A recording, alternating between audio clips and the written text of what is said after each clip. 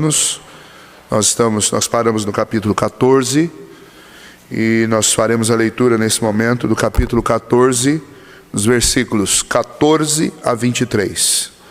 Capítulo 14, do verso 14 ao 23.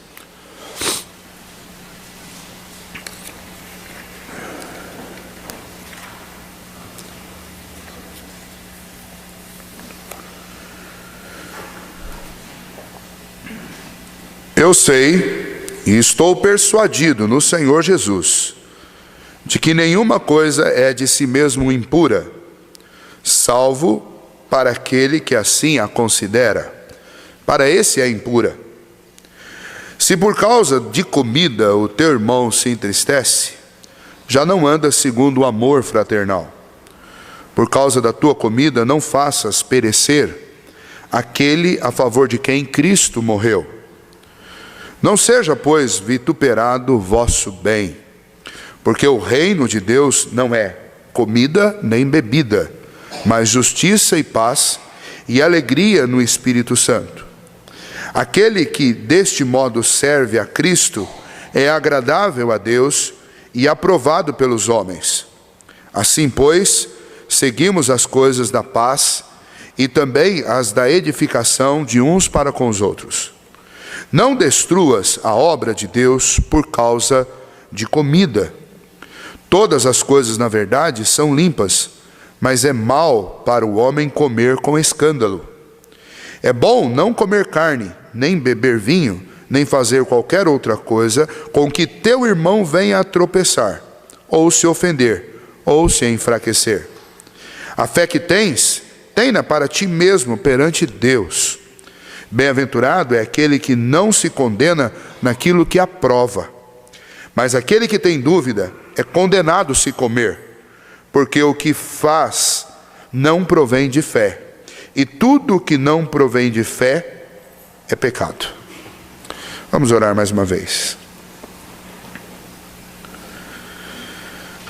Senhor nosso Deus, nós pedimos ao Senhor que o Senhor nos ajude a compreender a Tua palavra e nos ajude, ó Deus, a moldar o nosso comportamento segundo aquilo que a Tua palavra nos preceitua.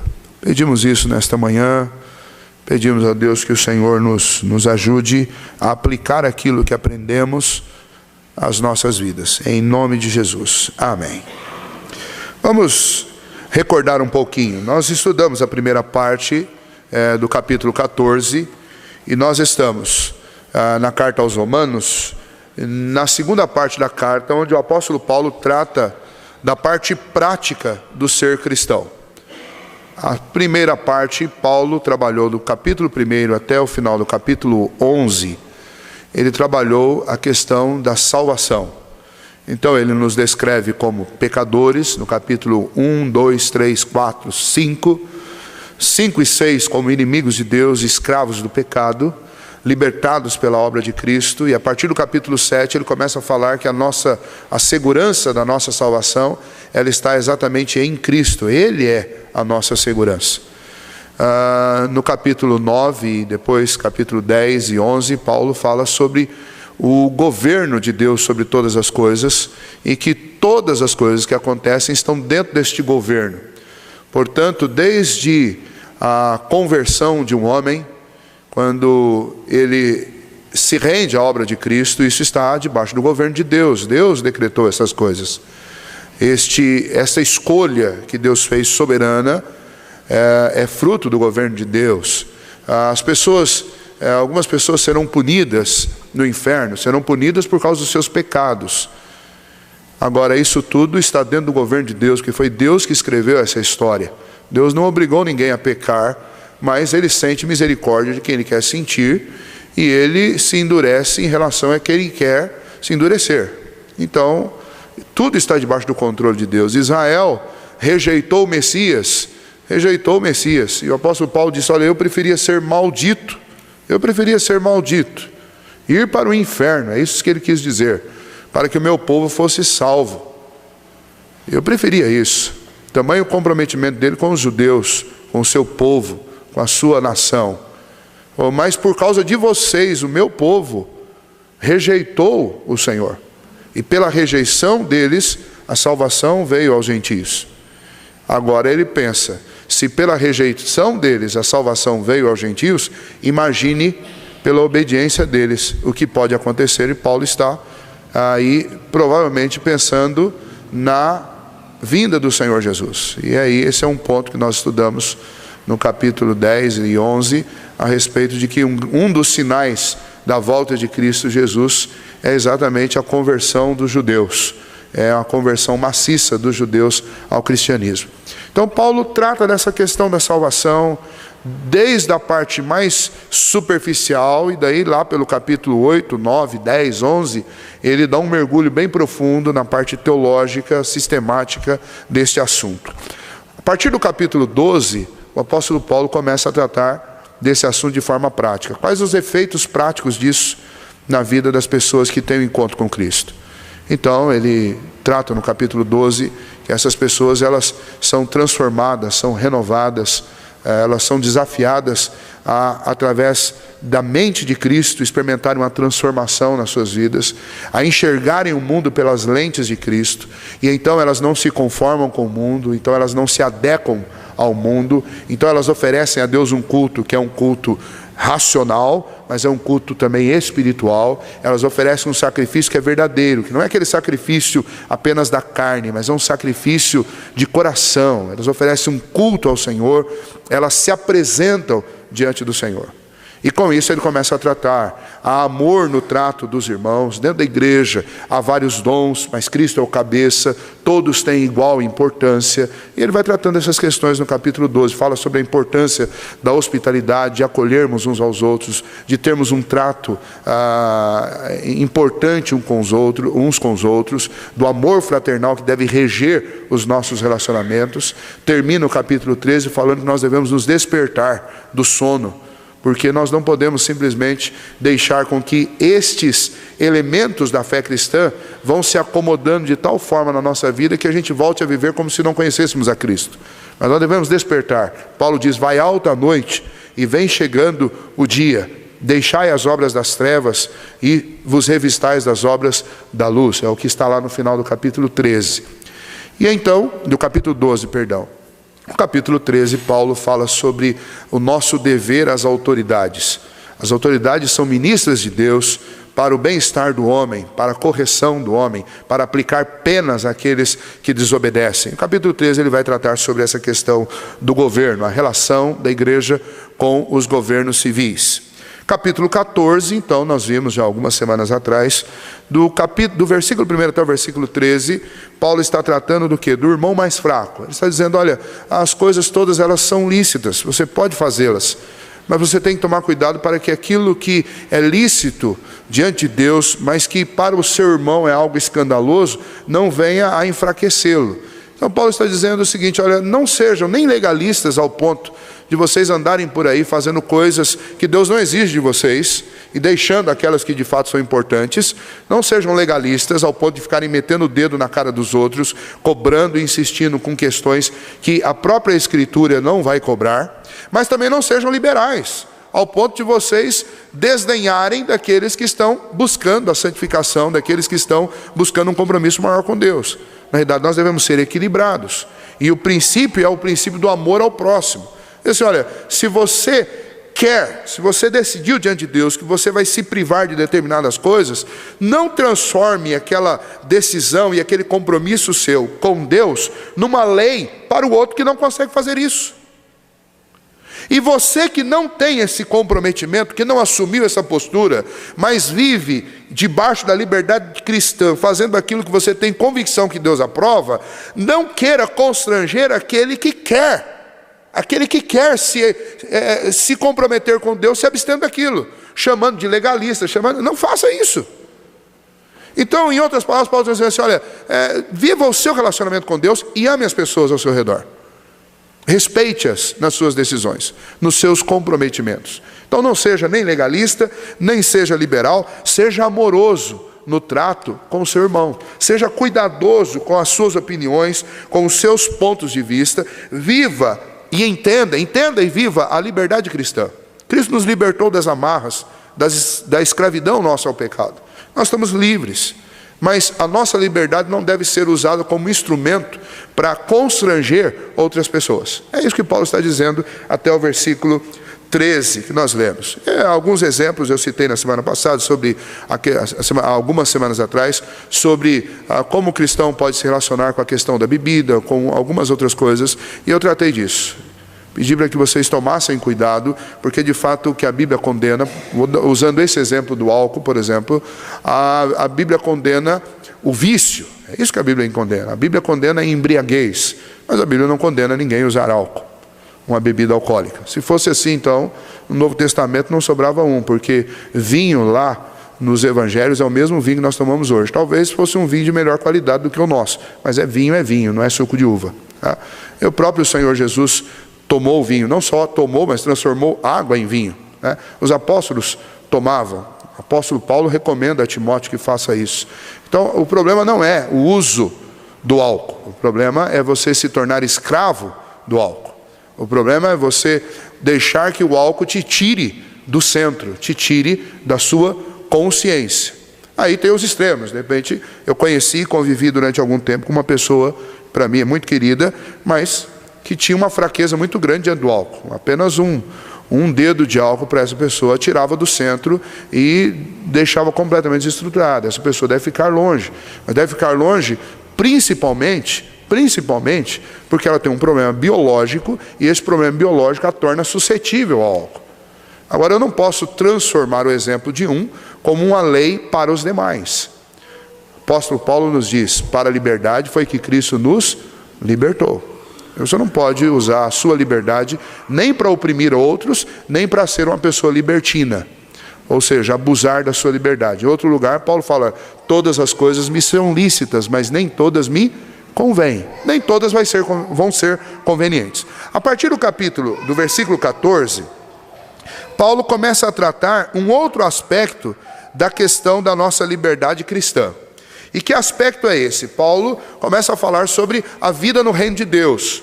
Ele está dizendo assim: olha, o reino de Deus tem os seus próprios princípios, tem a sua própria ética, tem o seu próprio governo. Esse governo vem da parte de Deus, e aqueles que estão no reino de Deus, eles devem levar em consideração que o que é mais importante não são os seus gostos pessoais, não são também as suas opiniões pessoais a respeito das Escrituras, não é também a sua liberdade cristã o que é mais importante. O que é mais importante é o reino de Deus, e aquilo que vai colocar em choque, ou aquilo que vai gerar problema para outras pessoas dentro deste reino, deve ser evitado por você.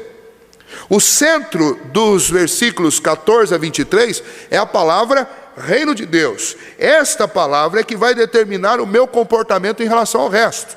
O versículo 17 diz: porque o reino de Deus não é comida nem bebida, mas justiça e paz e alegria no Espírito. Ou seja, em Cristo Jesus eu fui trazido para este reino. Este reino foi estabelecido, e dentro deste reino eu tenho liberdades. Eu fui liberto do domínio do pecado, eu estou livre da lei cerimonial, eu estou livre da lei dietética dos judeus, eu estou livre de uma série de coisas. Mas por outro lado, eu tenho sobre mim a ética deste reino, e esta ética coloca sobre os meus ombros algumas obrigações, especialmente com os meus irmãos e com as pessoas que ainda não fazem parte deste reino. E esta ética é que vai determinar que tipo de comprometimento, que tipo de atitude eu vou ter em relação àquilo que eu tenho a meu dispor, que é obra da criação e que Deus deixou para servir aos nossos gostos. Lembra, Paulo está falando de comida e bebida. Algumas pessoas pegam esse texto, especialmente a partir do versículo 14, para dizer o seguinte: olha, nada é impuro, pastor, nós vamos fazer qualquer coisa. Paulo diz: nenhuma coisa é por si só impura. Lembra, Paulo está falando sobre comida e bebida. Nós estamos dentro do mesmo contexto. Porque adultério é impuro, é pecado. Porque homicídio é pecado. Então, óbvio que Paulo não está falando de forma geral. Porque se Paulo estivesse falando de forma geral, então não existe pecado. Mas ele diz: nenhuma coisa é por si só impura. Não. O que Paulo está falando sobre comida e bebida, sobre coisas do uso trivial nosso, do nosso sustento. Paulo está falando assim: olha, nenhuma dessas coisas é por si só impura. Tá? Agora, o que vai determinar o que eu como, o que eu não como, o que eu bebo, o que eu não bebo? A ética do reino de Deus. Porque livre para tomar de qualquer uma dessas coisas, nós somos. Então vamos examinar isso. Primeira questão, aí do versículo 14, quando Paulo diz que nada é impuro. Isso era um choque para os judeus. Os judeus que estavam ouvindo e lendo esta carta, eles ficaram escandalizados com Paulo. Isso gerou uma tensão naquela época, por quê? Os judeus vêm de uma história, a história veterotestamentária, onde Deus deu aos judeus leis. Nós, reformados, classificamos essas leis em 3 grupos: leis cerimoniais, leis morais e leis civis. As leis cerimoniais, elas foram cumpridas em Cristo. Elas tinham a função de apontar o que Cristo faria, e elas foram cumpridas completamente pelo próprio Cristo. E quando Cristo, que era o que a lei cerimonial fazia referência, veio, toda a lei cerimonial deixou de ter sentido. Por isso que os judeus são desafiados e debaixo da exigência dos apóstolos, eles abandonam os cerimoniais, os sacrifícios, o uso daquelas roupas sacerdotais, e aquela gama de elementos do cerimonialismo fica para trás a partir de Cristo. As leis civis, elas devem ser usadas dentro de cada nação onde elas foram estabelecidas. Lembra, Deus estabeleceu leis civis porque no começo era um governo teocrático. Então Deus, que era o soberano da nação, além de ser o soberano do universo, o Deus deles era também o governador deles. Nessa época Deus deu a eles, através de Moisés, leis civis para organizar a nação, para organizar o povo. A constituição deles foi dada diretamente por Deus, diferente da nossa, que foi reformada lá pelo Ulisses Guimarães junto com os senadores. A deles não, eles receberam diretamente de Deus. Muitas das nossas leis, porque os romanos aproveitaram das leis dos hebreus e nós nos aproveitamos do direito romano, muitas das nossas leis têm como raiz a lei que foi dada por Deus aos judeus, mas a lei civil servia para Israel. Quando o evangelho é apresentado a outras nações, eu não posso impor sobre essas outras nações as leis civis. Elas podem ser aproveitadas, mas elas não são uma imposição sobre as nossas vidas, porque aquela lei estava restrita ao povo hebreu. E as leis morais? Nós reformados entendemos que as leis morais, elas perduram. Elas não passaram com Cristo, porque o próprio Senhor Jesus reinterpretou a lei moral, releu a lei. Se você pegar Mateus capítulo 5, 6, você vai ver Jesus relendo a lei e Jesus reinterpretando a lei, porque as pessoas tinham colocado o sentido na lei naquilo que é externo. E Jesus coloca a força da lei naquilo que é interno. Jesus vai dizer assim, olha, se você apenas olhar para uma mulher, ou no caso dos homens, com intenção impura, você já adulterou. Ele está dizendo, a questão não é cometer o ato físico, a questão é desejar. Então, isso é muito mais profundo. Jesus mesmo disse, olha, eu não vim revogar a lei, eu vim cumpri-la.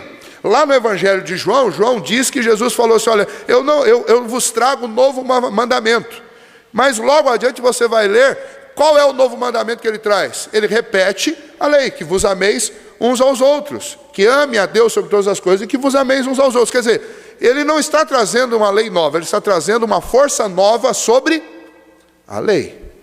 Então a lei moral não passa. Agora, dentro da lei moral, nós encontramos 2 tipos de lei. Essa é uma divisão que nós fazemos dentro da teologia para ficar mais fácil. 2 tipos de leis. Algumas delas são chamadas, dentro da lei moral, de leis de natureza e outras de leis intencionais. Que são as leis morais de natureza? São aquelas que têm a origem na própria natureza de Deus. Deus é justo. Dentro da lei moral existem exigências que nós nos comportemos de forma justa. Deus é amor. Então, dentro da lei moral existem determinações que nós amemos. Deus nos ensinou a obediência. Por quê? O próprio Senhor Jesus disse que aprendeu a obediência pelas coisas que sofreu. Por quê? Porque Deus é alguém que honra e alguém que é honrado. Porque Deus é santo e é alguém que quer que nós nos tornemos santos também. Então, dentro da lei existem aspectos que vão propagar ou ensinar obediência, honra, santidade. Isso está dentro da lei. Estas leis, elas têm a ver com a natureza de Deus. Deus quer que nós sigamos esses preceitos para que nós nos tornemos parecidos com Ele. Ele diz, olha, lá em Levítico capítulo 19, Deus diz, olha, vocês serão santos porque eu sou santo. Então ele impõe leis para nos tornar parecidos com ele. Essas leis são chamadas de leis morais naturais. E as leis morais intencionais são aquelas leis que não interferem no caráter de Deus, que não vão mudar Deus se você não cumprir, e que não vão levar você para o céu, tirar você do céu por causa delas. Desde o Antigo Testamento. Que as leis são essas? São leis que Deus deu intencionalmente para diferenciar o seu povo dos demais. Então no Antigo Testamento você tinha leis dietéticas. Aí você vê, por exemplo, a grande batalha que foi travada por Daniel, por Sadraque, Mesaque, por Abdenego, que são os amigos Ananias, Azarias e Misael de Daniel, lá na Babilônia. As batalhas que eles travaram, se você for observar, algumas delas eram por causa de leis dietéticas, que são leis morais intencionais. Deus deu com a intenção de diferenciar o seu povo dos demais. Os judeus se tornaram extremamente perspicazes no cumprimento de leis dietéticas. E quando você chega no Novo Testamento e Paulo pega o assunto bebida e comida e diz, olha, todas as coisas não são lícitas, ou seja, nada é por si só impuro, um conflito nasceu entre a opinião apostólica e a tradição e a cultura dos judeus. E aí, como que nós juntamos essas duas coisas? Nós juntamos da seguinte maneira: a lei dietética, por mais que ela seja para o judeu um conteúdo de lei moral, elas não mudam o caráter de Deus. Então elas não são leis naturais, elas são leis intencionais que Deus deu para distinguir o seu povo naquele tempo. E na visão de Paulo agora, o que distingue o povo é a ética do reino. Por quê? Porque se eu reduzir isso à comida, eu estou reduzindo uma lei que é uma lei poderosa e extremamente abrangente, a uma lei menor, específica e não tão abrangente. O princípio de Paulo é o seguinte: se você tiver que deixar de comer alguma coisa, não deixe de comer, porque está dito lá, não coma carne de porco. Não, deixe de comer, por quê? Porque você sabe, dentro do reino de Deus, que cada uma das pessoas custaram o sangue do cordeiro. E se eu for escandalizar alguém que custou o sangue do cordeiro por causa de um pedaço de carne, é ético, é necessário, é extremamente fundamental que eu abra mão daquilo que eu não me condeno em fazer por causa de alguém que custou o sangue de Cristo. É um princípio muito mais elevado do que simplesmente dar uma regra de leis de comida e bebida. E este é o ponto para Paulo. Paulo está dizendo, olha, o que é determinante para nós são os valores e a ética do reino de Deus. Nós estamos todos caminhando juntos numa jornada que só foi possível por causa da obra de Cristo Jesus na cruz do Calvário. Comida e bebida não vão destruir essa obra. Paulo está tirando uma conclusão teológica. Ele está dizendo assim, olha, nada pode nos separar do amor de Cristo, então não vai ser a carne de porco que vai fazer isso. Então não vai ser o vinho que vai fazer isso. Não vai ser o álcool. No nosso caso aqui, não vai ser o açúcar exagerado que vai fazer isso. De jeito nenhum. Mas o que nos denuncia como pessoas que de fato não estão no reino de Deus é exatamente a nossa falta de comprometimento, de sensibilidade, de amor às outras pessoas. Isso sim é problema. Em outras palavras, Paulo está dizendo assim, olha, vocês judeus e vocês gentios estão brigando por causa de comida e bebida. O problema de vocês é muito mais grave do que comer ou não comer carne. O problema de vocês está na falta de amor de vocês uns para com os outros. O que come, a falta de amor dele em abrir mão, ou seja, ele está amando mais um pedaço de carne do que o seu irmão, porque se ele não pode abrir mão de um pedaço de carne para não escandalizar uma pessoa que gustou o sangue de Cristo, a quem ele ama mais? O seu estômago e as suas vontades ou a pessoa que custou o sangue de Cristo? O sujeito também que se deixa escandalizar por tudo, que perde o sono por tudo, para quem essa pessoa está olhando? Ela está olhando para Cristo ou ela está olhando para os outros? O ponto de Paulo é esse. O ponto de Paulo é dizer assim, olha, nada é por si mesmo impuro. Eu estou persuadido disso. Ele fala lá no versículo 14. Agora, se por causa de comida o teu irmão se entristece, você já não está andando segundo o amor fraternal. Por causa da tua comida, é a frase mais forte do texto nosso de hoje de manhã. Por causa da tua comida, não faça perecer aquele a favor de quem Cristo morreu. Então o primeiro ponto para nós não é uma questão de lei civil, não é uma questão de lei cerimonial, é uma questão de lei moral. Lei intencional que Deus deu para distinguir o seu povo. Lei essa que, assim como todas as outras, pelo seu povo, durante muitos séculos e milênios, não foi conseguido cumprir totalmente.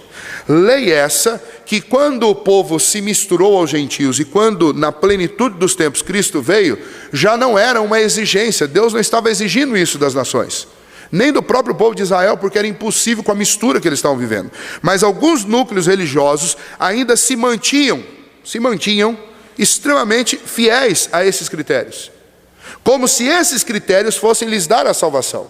E quando eles faziam isso, eles tiravam os olhos de Cristo, da cruz de Cristo, e colocavam os olhos na sua dieta, como se a dieta fosse mais poderosa para salvá-los do que Cristo. Paulo está dizendo, não é isso. Nós vimos no primeira parte, do versículo 1 até o versículo 13, que não é isso. Não é a comida e a bebida que te salva, é Cristo Jesus. Não é a bebida nem a comida que te joga no inferno, são os teus pecados. Agora, Paulo está dizendo, eu não vou me tornar nem um legalista e nem um libertino. Agora, qual o princípio que eu devo usar para então compor a minha despensa? Quando eu for dar um almoço ou um jantar na minha casa, quando eu for comer fora, qual o critério que eu devo usar? Paulo está dizendo, use o critério do reino de Deus. No reino de Deus, o que é mais importante é o amor fraternal. Se você está num ambiente onde nenhum irmão seu vai se escandalizar, se enfraquecer ou tropeçar por causa do seu vinho, então tome o seu vinho com seus irmãos. Agora, se você está num ambiente onde você sabe que tem uma pessoa que tem um problema biológico com o vinho, que se ela ver ou sentir o cheiro, ela vai passar mal. Ou se você estiver num ambiente que tem uma pessoa que assumiu um voto, um compromisso diante de Deus, de se abster dessas coisas, mesmo sabendo que o problema não está nelas, mas essa pessoa quer fazer isso como uma dedicação ao Senhor, então não enfraqueça essa pessoa, não tente essa pessoa. Abra mão disso por algum tempo, para o benefício da fé do seu irmão. Isso é amor fraternal. E não saia depois falando mal. Você viu fulano de tal? Quer ser santo. Olha, graças a Deus, ele quer ser santo, que bom. Glória a Deus por isso. Eu não posso julgar nem condenar uma pessoa porque ela quer assumir um compromisso mais profundo com Deus. Eu devo ser sim comprometido com o reino de Deus. Eu não vou perder uma alma e não vou enfraquecer uma alma por causa de comida ou bebida.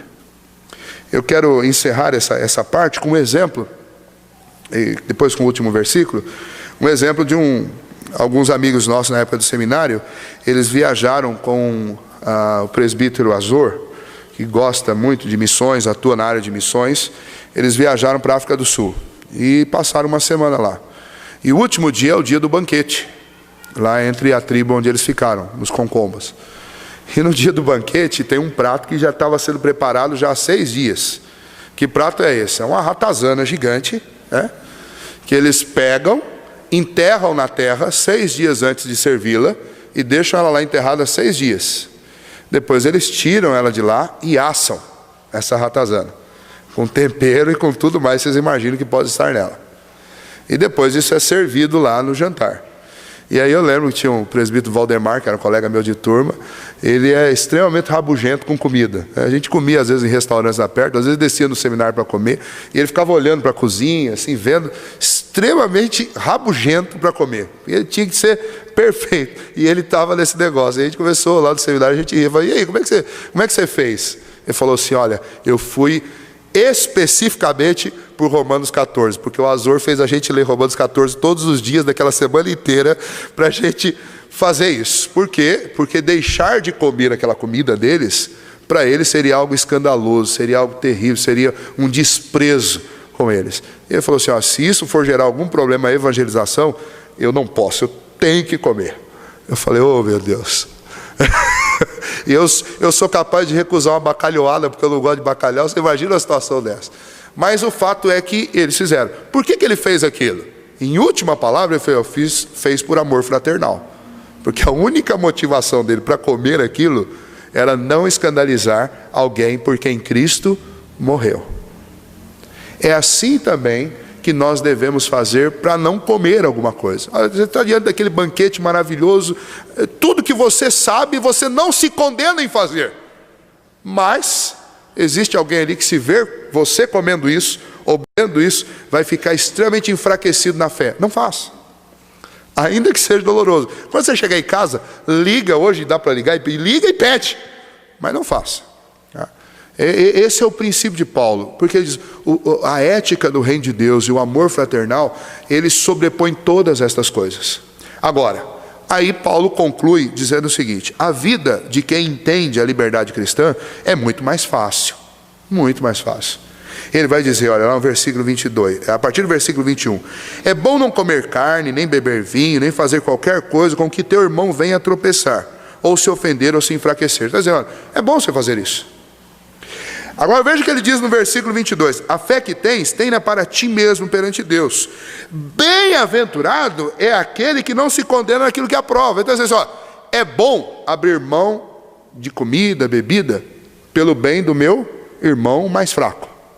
Agora, bem-aventurado é você que faz as coisas com fé e não se condena. Então, é muito mais bem-aventurado é poder viver debaixo da liberdade cristã. É viver sabendo que um copo, ou uma caneca, ou 1 quilo de carne, um copo de vinho ou de cerveja, bem-aventurado é o homem que prova dessas coisas, não se deixa dominar por elas, e sabe que isso não vai condená-lo. Bem-aventurado, você vai viver uma vida mais feliz, porque você entendeu os princípios corretamente, os princípios das Escrituras. E o princípio da Escritura é que o que contamina o homem não é o que entra pela boca dele, mas é o que sai. Palavras de Jesus. Então, bom é não escandalizar ninguém. Agora, bem-aventurado, que é algo muito superior ao que é bom, bem-aventurado é não se condenar naquilo que você aprova. Olha, eu estou plenamente consciente diante de Deus que fazer tal coisa não é pecado. Aleluia, glória a Deus. A Bíblia diz que você é muito feliz. Agora, tome cuidado. Qual o cuidado? É o que está no versículo 23. Mas aquele que tem dúvida é condenado a se comer. Aquele que tem dúvida é condenado a se comer. De novo, vamos voltar. Paulo está falando de comida e bebida. Embora esse princípio do versículo 23 pode ser aplicado em outras áreas. Acredito que pode. Eu tenho base em outros textos para dizer que pode.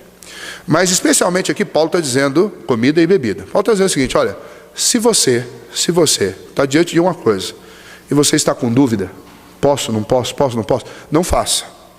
Porque a sua dúvida já é o não. Eu demorei para entender o que Paulo quer dizer com isso, mas eu achei um exemplo num livro muito interessante. O exemplo é o seguinte, olha, se você chega no aeroporto, e é óbvio que você nunca ia ter um quadro desse, mas tente imaginar essa história. Se você chega no aeroporto, você está diante de duas empresas. Uma empresa está lá, uma placa lá, voos a 70% de desconto, porém 50% de chance de chegar, 50% de chance de cair. Do outro lado você tem preço cheio e caro, 100% de chance de chegar. Quem em sã consciência ia pegar os 70% de desconto? Por que você não pegaria?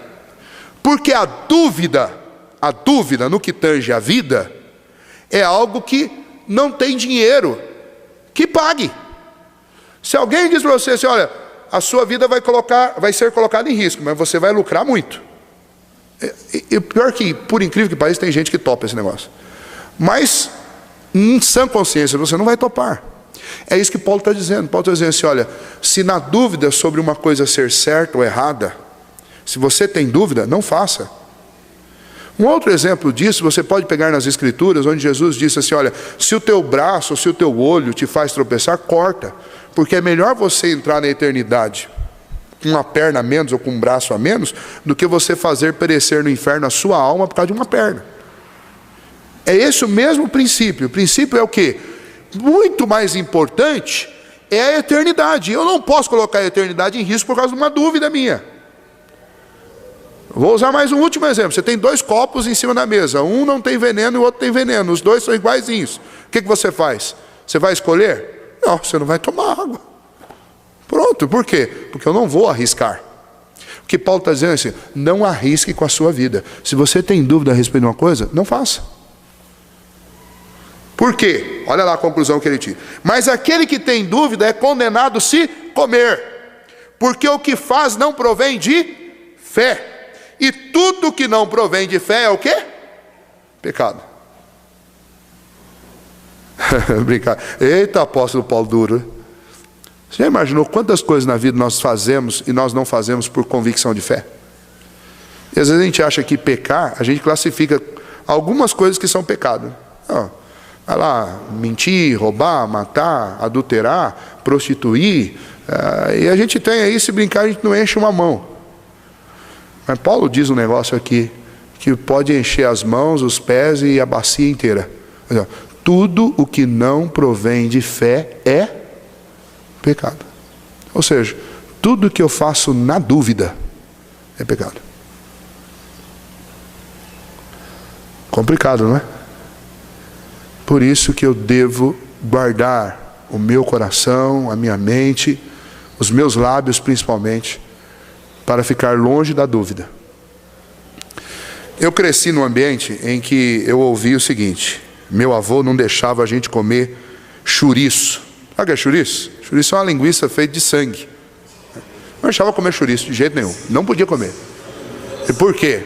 Porque ele usava um texto do Antigo Testamento, um texto de lei dietética, dizendo o seguinte: olha, nós não podemos fazer, porque o sangue desses animais é a vida deles, eu não posso partilhar da vida deles. E eu cresci com esse ensinamento. E depois de alguns anos já como pastor, eu chego numa casa e entro, e daquela felicidade, e assim, nós estávamos tomando vinho lá. Estávamos tomando vinho. Então, extremamente contente, e eu acho que quem estava me recebendo estava mais contente ainda, porque sabia que o pastor não tinha problema nenhum com as pessoas tomarem vinho. De repente, me põe na mesa um prato de chouriço. O problema é que eu não estudei o assunto para comer, para saber qual é a minha opinião. A última vez que eu tinha entrado em contato com esse assunto, eu era uma criança de 8 anos de idade. E tinha ouvido um sermão muito bem pregado pelo meu avô. E eu fiquei diante daquilo, e o que martelava na minha cabeça era Romanos 14, 23. Tudo que não provém de fé e se de dúvida é pecado. E eu falei: Senhor, não posso comer esse negócio, eu vou comer esse negócio aqui, eu estou pecando. E eu tentando achar um jeito de dar uma saída da cozinha, para pegar a Bíblia no celular lá e dar uma vasculhada para ver se eu achava uma resposta ali. Então, nós devemos tomar muito cuidado com essas coisas. Nós devemos tirar as nossas conclusões. Eu acho que um ponto muito importante, nós devemos estudar a Bíblia todos os dias. Gaste a Bíblia tirando suas dúvidas. Use as oportunidades que você tem de tempo livre. Tire suas dúvidas. Para que a gente não faça as coisas na dúvida. Porque quem faz na dúvida está pecando. Ah, não é pecado, pastor. Ufa! Então, por essa eu me livrei. Não, se livrou não. Você fez na dúvida? Então você pecou. Pode até não ser pecado. Mas você fez na dúvida, para você se tornou um pecado. Não porque o chouriço vai te contaminar. Não! Mas por quê? Porque você pôs em risco a obra de Cristo por causa de um pedaço de chouriço. Esse é o problema. O problema não é a comida. O problema é eu arriscar a obra de Cristo, arriscar não no sentido de perdê-la, mas no sentido de ir contra aquilo que preceitua a palavra de Deus para a minha vida. Lembra, nada pode me separar do amor de Cristo. Mas eu posso sim fazer coisas que vão de encontro, batem de frente com a obra de Cristo. Eu não posso pôr em risco esta obra, nesse sentido, não no sentido de perdê-la. Então, pense sobre isso. A ética, o valor ético é o reino de Deus. E a ética do reino de Deus é que nós devemos nos amar mutuamente, devo ter amor fraternal. Devo fazer as coisas pensando no bem do reino e não no meu próprio bem. Eu devo fazer satisfazendo a vontade do reino e não a minha própria vontade. E no que tange às particularidades e aos momentos em que você tem liberdade para fazer aquilo que você não se condena, cuidado, faça de fato aquilo que você tem convicção que é certo. Porque fazer aquilo que eu tenho dúvida é pecado. Então, esses dias alguma pessoa me perguntou: pastor, olha, eu preciso responder um assunto, mas eu estou em dúvida, o que eu faço? Eu falo assim, a sua dúvida já é não. Porque a Bíblia diz que aquilo que não provém de fé e sim de dúvida, como nós vimos no texto, é pecado. Então você já tem sua resposta. Está em dúvida? Não faça. Esse é um princípio. Também uma ética no reino de Deus. Vamos. Senhor nosso Deus, nós te agradecemos, ó Pai, porque a tua vontade é boa, é perfeita sobre as nossas vidas, ó Deus, extremamente agradável. E então, ó Deus, nós queremos te agradecer porque a tua palavra nos aponta a vontade do Senhor. E nos dá, ó Deus, este grande privilégio de, ó Pai, podermos desfrutar de tudo que o Senhor criou, com alegria, ó Deus, com também, ó Pai, bom senso e, ó Pai, para a alegria também dos nossos irmãos. Como a tua palavra nos ajuda também a compreender que nós devemos por alguns momentos abrir mão, ó Deus, de algumas das coisas boas que o Senhor fez, para que, ó Pai, os nossos irmãos sejam fortalecidos na fé. Então, ó Deus, suplicamos ao Senhor, concede-nos, ó Pai, esta porção do amor fraternal para o nosso relacionamento uns para com os outros, para que o fator determinante, ó Deus, nas nossas ações seja exatamente este amor, ó Deus, para que a gente não venha fazer tropeçar alguém por quem o teu filho morreu, por causa de comida, bebida, vestimenta, mas que o Senhor nos ajude a amar, ó Deus, que o Senhor nos ajude a respeitar, que o Senhor nos ajude, ó Pai, a cuidar uns dos outros, porque é isso que significa ser igreja, ser família da fé. É isso que significa estar no reino do Senhor. Esta é a ética superior do teu reino, onde nós, ó Deus, temos aquilo que é do outro em consideração e honra superior àquilo que é propriamente nosso. Nos ajude a respeitar e honrar uns aos outros, ó Deus, sabendo, ó Pai, que o Senhor deseja isso de nós, que o Senhor quer que nós sejamos amorosos uns para com os outros. Então, ó Deus, nos ajude a cuidar uns dos outros, nas suas fraquezas, nos ajude a apoiá-los e a fortalecê-los. Na sua força, ó Deus, que cada um sirva como sustento, como, ó Deus, fortalecimento uns para com os outros, e que possamos caminhar juntos, ó Deus. Acima de tudo, ó Pai, nos ajude a viver no reino do Senhor com convicção. E, ó Deus, naquilo que tivermos dúvida, que o Senhor nos dê a paciência e que o Senhor nos dê o esclarecimento para chegarmos a uma conclusão, para que não andemos por aí, ó Deus, fazendo nada em dúvida, pois aquele que faz em dúvida está pecando. A tua palavra nos diz isso. Enche o nosso coração de fé, ó Deus, para vivermos, andarmos, falarmos e nos movermos por fé e não por dúvidas. Pedimos isso ao Senhor, pedimos que o Senhor nos ajude hoje já a colocar em prática esta tua palavra. Agora, ó Deus, louvamos pelos dízimos e ofertas que foram trazidos à tua casa. Que o Senhor, ó Deus, abençoe, para que sejam, ó Pai, usados com sabedoria e para que eles sirvam à glória do Senhor. Pedimos isso a Ti, pedimos que o Senhor nos abençoe no restante de estudos que vamos ter nas nossas classes. Em nome de Jesus que oramos. Amém.